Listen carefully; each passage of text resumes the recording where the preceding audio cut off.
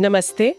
सनातन समृद्ध भारतीय पौराणिक कथाएं सीजन 1 की इस 25वें और अंतिम चर्चा में आप सबका स्वागत है। नमस्ते। आज हम इस सीजन का समापन कर रहे हैं।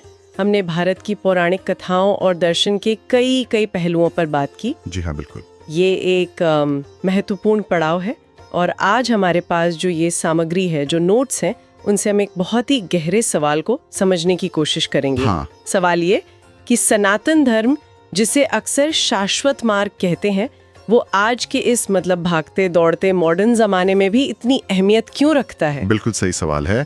और हाँ, जो श्रोता शायद देर से जुड़े हैं हमारे साथ, उनके लिए बता दूं कि पिछले सारे एपिसोड्स के लिंक नीचे डिस्क्रिप्शन में है, आप देख सकते हैं। जरूर।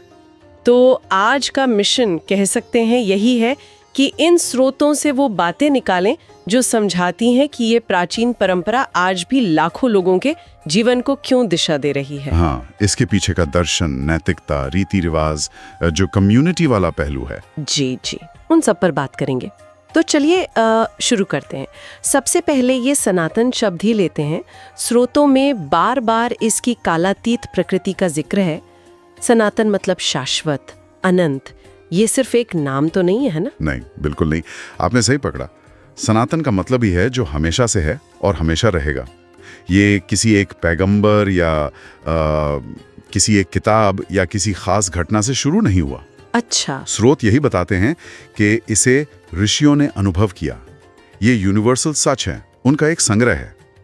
और धर्म शब्द भी, वो भी बहुत महत्वपूर्ण है। हाँ, धर्म को लोग अक्सर रिलीजन समझ लेते हैं। हाँ, लेकिन इसका मतलब कहीं ज्यादा बड़ा है।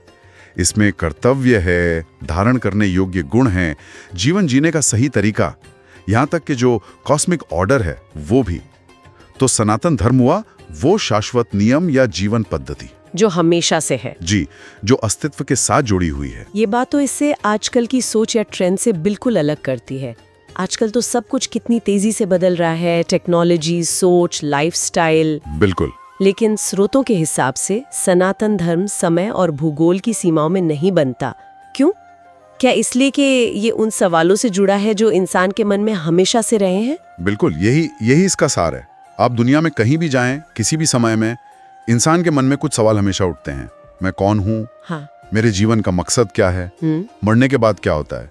ये दुनिया कैसे बनी? हम सब आपस में कैसे जुड़े हैं? सनातन दर्शन इन्हीं शाश्वत सवालों के जवाब खोजने की कोशिश करता है। ये बाहरी बदलावों पर उतना फोकस नहीं करता जितना इंसान की जो अंदर की स्थायी प्रकृति है उस पर। अच्छा।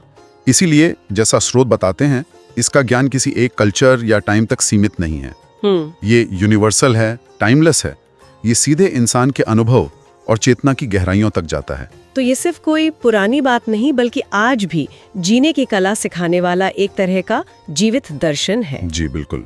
चलिए अब उन खास शिक्षाओं पर आते हैं जिनका जिक्र हमारे स्रोतों में बार बार है और जो आज के जीवन के लिए शायद खास मायने रखती हैं। जैसे दर्शन के लेवल पर आत्मान्वेषण, अनासक्ति और एकता का बोध, इन पर बहुत जोर है। हाँ, ये तो जैसे स्तंभ हैं। आत्मान्वेषण यानी खुद की खोज, नो दाई सेल्फ, उपनिषदों से लेकर गीता तक सब इसी पर जोर देते हैं। आज के जमाने में जहां बाहरी पहचान, मतलब सोशल मीडिया प्रोफाइल, ओहदा, पैसा, इस पर इतना ध्यान है, ये दर्शन हमें अंदर झांकने को कहता है, अपनी असली प्रकृति को पहचानने के लिए। और अनासक्ति, डिटैचमेंट? हाँ, अनासक्ति। इसका मतलब ये नहीं कि उदासीन हो जाओ या दुनिया छोड़ दो, जैसा कई बार लोग गलत समझ लेते हैं। हाँ, ये कंफ्यूजन होता है। बिल्कुल। स्रोत बताते हैं कि इसका मतलब है कर्म करते रहो, लेकिन उसके फल से, उसके नतीजे से बहुत ज्यादा चिपको मत, अटैच मत हो जाओ। अच्छा। आज की जो ये उपभोक्तावादी संस्कृति है, जो हमें लगातार चीजों और सफलताओं से जुड़ने के लिए उकसाती है, वहां अनासक्ति का सिद्धांत मन की शांति और स्थिरता के लिए एक बहुत शक्तिशाली उपाय हो सकता है। यह हमें बाहरी उतार चढ़ाव से कम प्रभावित होने में मदद करता है।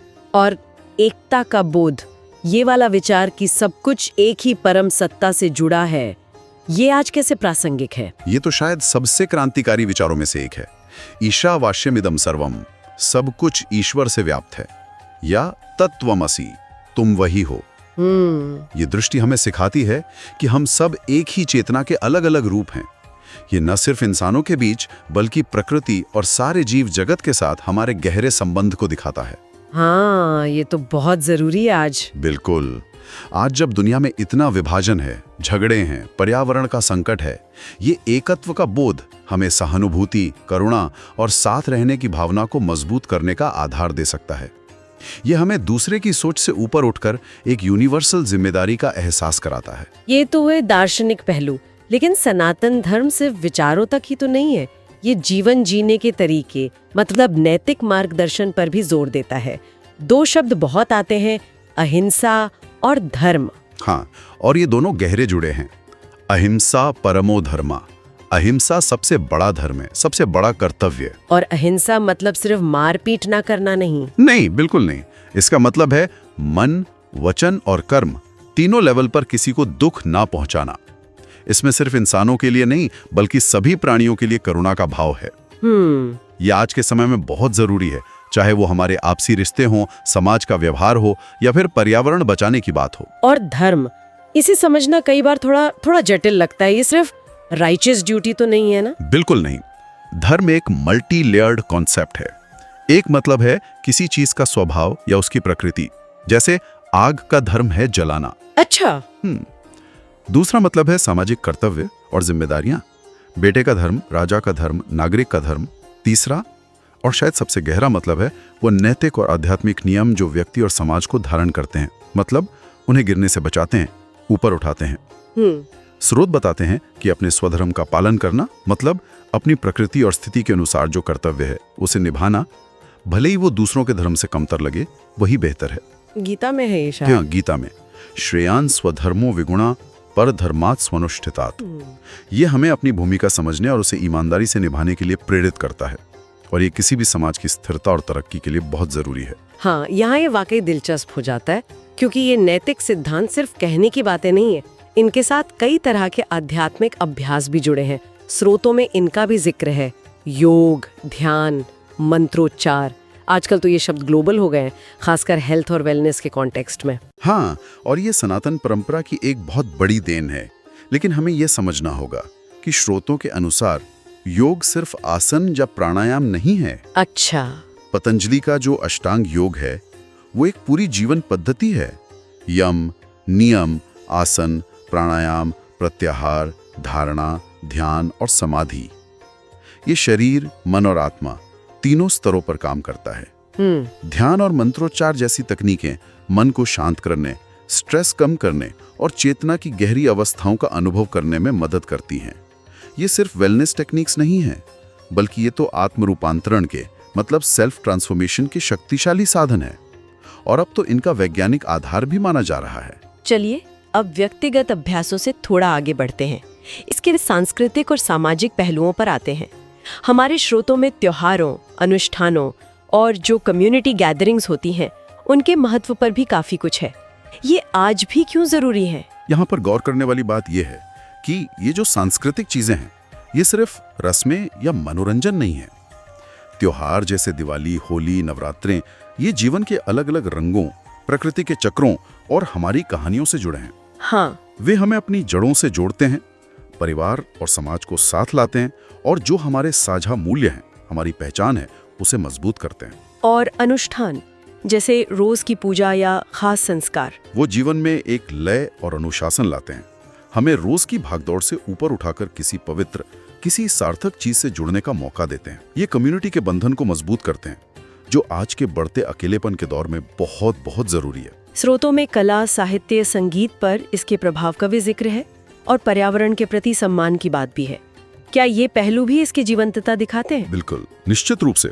सनातन दर्शन ने भारत की कला, संगीत, नृत्य, साहित्य, आर्किटेक्चर सबको गहराई से प्रभावित किया है। हाँ, वो तो दिखता है। मंदिरों का आर्किटेक्चर देखिए, मूर्तियों का सिंबलिज्म, क्लासिकल म्यूजिक और डांस के स्टाइल्स, रामायण, महाभारत जैसे महाकाव्य, अनगिनत लोक कथाएं, ये सब उसी आध्यात्मिक चेतना की अभिव्यक्ति हैं। ये सिर्फ मनोरंजन नहीं, बल्कि ये तो वैल्यूज, इतिहास और दर्शन को एक पीढ़ी से दूसरी पीढ़ी तक पहुंचाने के बड़े सशक्त माध्यम हैं। और पर्यावरण वाला पहलू, वो तो इसकी रग रग में बसा है। नदियां माँ हैं, पर्वत देवता हैं, पेड़ पूजे जाते हैं, हर जीव में ईश्वर का अंश है। ये सोच प्रकृति के शोषण के बजाय उसके पोषण और संरक्षण के लिए प्रेरित करती है। वसुधैव कुटुंबकम। हाँ बिल्कुल, वसुधैव कुटुंबकम। पूरी पृथ्वी एक परिवार है, इसका ये प्रैक्टिकल रूप है, और आज के क्लाइमेट क्राइसिस के समय में तो ये पहले से कहीं ज्यादा प्रासंगिक है। एक और महत्वपूर्ण बात जो स्रोतों में उभर कर आती है वो है इसकी बहुप्लादता और सहिष्णु प्रकृति। एकम सत विप्रा बहुधा वदंती। सत्य एक है, ज्ञानी उसे अलग अलग नामों से पुकारते हैं। ये ऋग्वेद का सूत्र है ना? जी हाँ, ऋग्वेद का। किसी एक रूपता मतलब यूनिफॉर्मिटी पर जोर नहीं देता।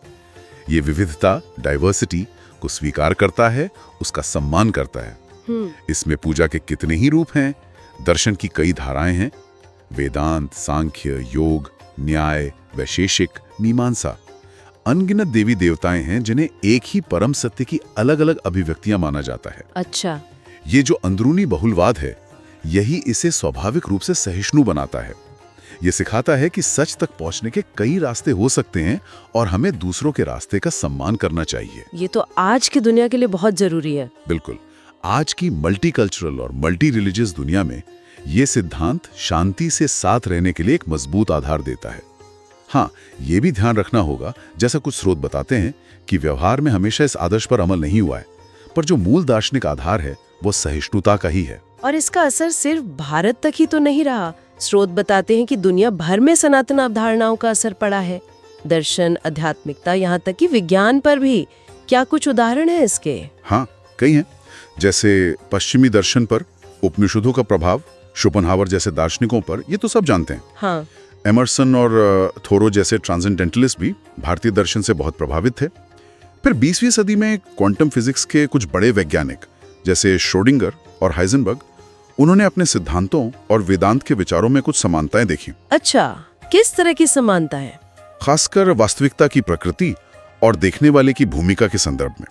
हालांकि इसे हम सीधा प्रभाव शायद ना कहें, विचारों की समानता कहना ज्यादा सही होगा, पर यह दिखाता है कि ये प्राचीन विचार कितने मॉडर्न और सोचने पर मजबूर करने वाले हैं। और योग और ध्यान का पूरी दुनिया में फैलना, वो तो हम अपनी आंखों से देख रहे हैं। स्ट्रेस मैनेजमेंट और मानसिक शांति के लिए पूरी दुनिया में अपनाए जा चुके तरीके बन गए हैं। हर जगह योग स्टूडियो, मेडिटेशन सेंटर दिखते हैं। हाँ, और आयुर्वेद का प्रसार भी।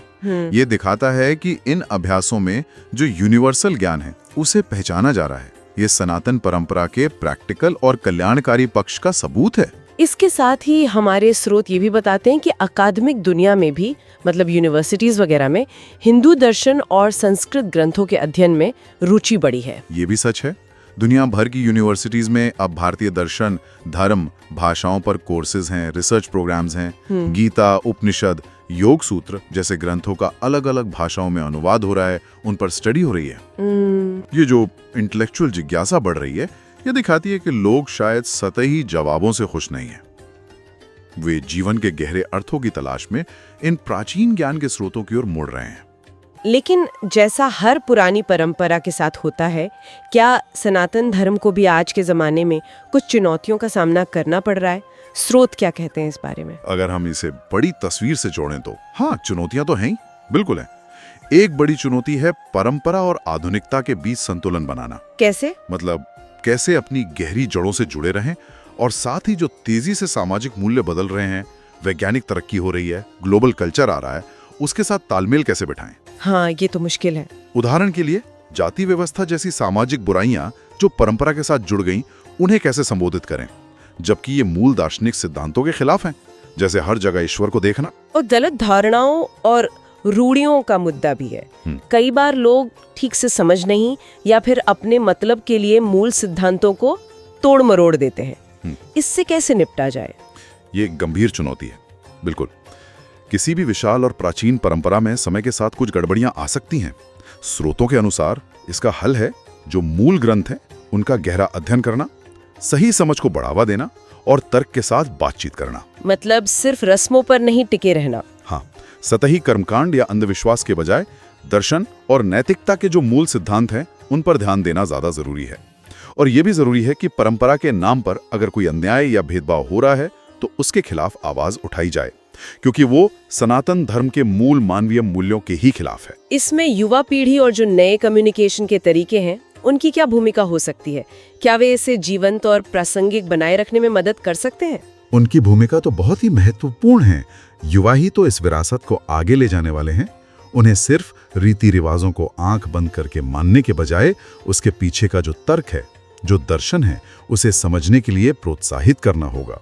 और नए मीडिया, नए संचार माध्यम जैसे इंटरनेट, सोशल मीडिया, पॉडकास्ट, ये इस ज्ञान को बहुत बड़े ऑडियंस तक, खासकर युवाओं तक पहुंचाने में बहुत शक्तिशाली हो सकते हैं।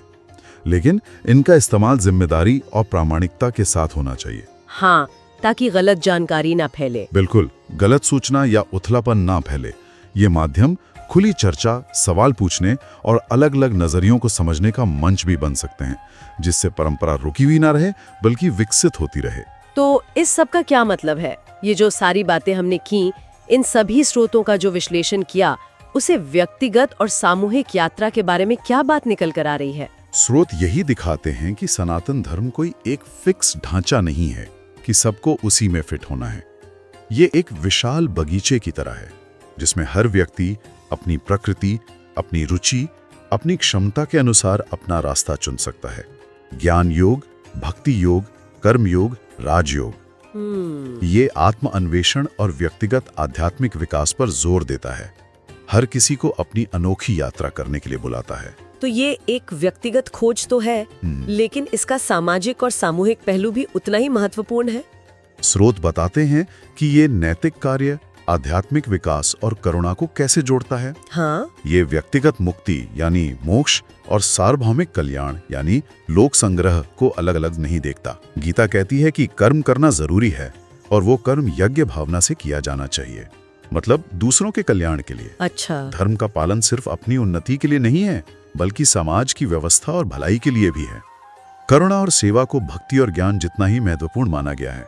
यह हमें सिखाता है कि हमारी व्यक्तिगत यात्रा पूरी सृष्टि के ताने बाने से जुड़ी हुई है और सच्ची आध्यात्मिकता हमें अपनेपन के दायरे को लगातार बढ़ाने के लिए प्रेरित करती है।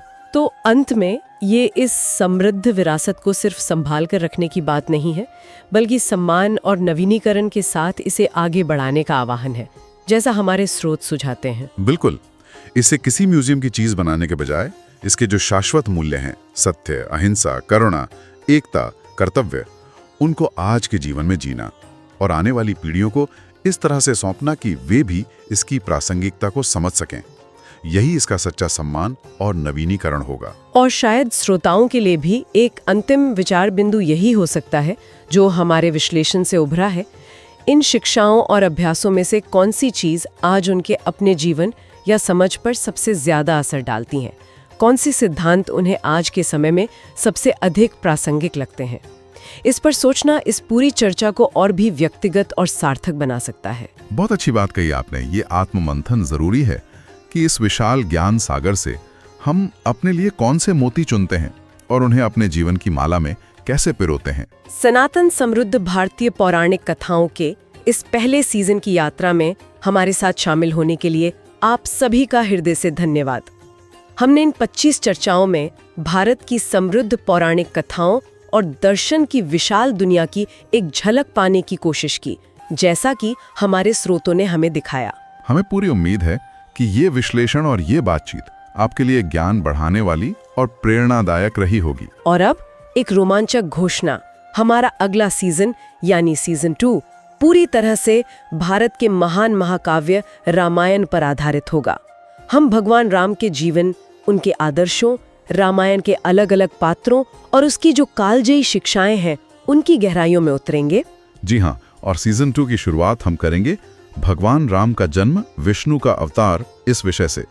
यकीनन ये एक अद्भुत और प्रेरणा देने वाली यात्रा होगी। तो इन नई कहानियों, शिक्षाओं और आध्यात्मिक समझ से भरी चर्चाओं की सूचना सबसे पहले पाने के लिए हमारे चैनल को सब्सक्राइब करना ना भूलें। जी। अगर आपको आज की ये गहरी पड़ताल पसंद आई है तो प्लीज इसे लाइक करें, अपने दोस्तों और परिवार के साथ शेयर करें और अपने विचार और सवाल नीचे कमेंट्स में हमें जरूर बताएं। हाँ, आपकी प्रतिक्रियाएं और आपके सुझाव हमारे लिए बहुत कीमती हैं।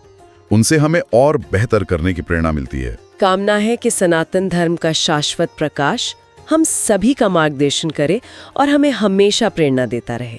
नमस्ते। नमस्ते।